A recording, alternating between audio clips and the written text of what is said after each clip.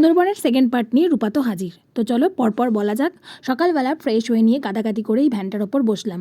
সবাই মিলে বসে যে ভ্যানটার কী অবস্থা করেছিলাম সেটা ভ্যান কাকুই জানে। তারপর চলে গেলাম টাইগার রিজার্ভ সেন্টারে। সেখানে গিয়ে টাইগারের দেখা না মিলে আমরা সবাই মিলে ক্যাপ মেরে ফটো তুলেই অস্থির। তারপর সবাই মিলে ফটো তুলে সেই দুঃখে ফিরলাম আবার বোটে। কিন্তু দুঃখ আর কিন্তু থাকলো না, আমাদের হাতে দিয়ে দিল হিঙের কচুরি আর তার সাথে ছোলার ডাল।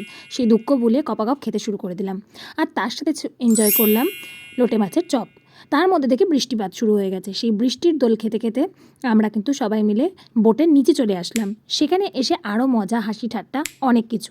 দুপুরের লাঞ্চে ছিল আরও সুন্দর সুন্দর ডিশেস। এগুলো তো কমন আমরা খাই, কিন্তু এই সবাই মিলে একসাথে বোটের মাঝখানে বসে খাওয়া দাওয়ার যে কী আনন্দ, জাস্ট এটা ভাবাই যাবে না। আপনি যে বাঘ দেখতে পারেননি, সেই ব্যর্থ প্রচেষ্টা কিন্তু এই খাবার দাওয়ারই পুরোপুরি সম্পূর্ণ ভুলিয়ে দেবে। খাবার দাবার সেরে আবার ব্যাক করলাম হোটেলে। দিল আমাদেরকে স্ন্যাক্স। দুপুরের খাওয়া দাওয়ায় ওজন বাড়িয়ে হয়নি আমাদের। তারপর আবার রাতে ছিল ফ্রাইড রাইস, চিলি চিকেন। ওজনটা কমসে কম অনেকটাই বেড়ে গেছে। দেখা হচ্ছে আবার থার্ড ব্লকে। চলো টাটা, বাবা।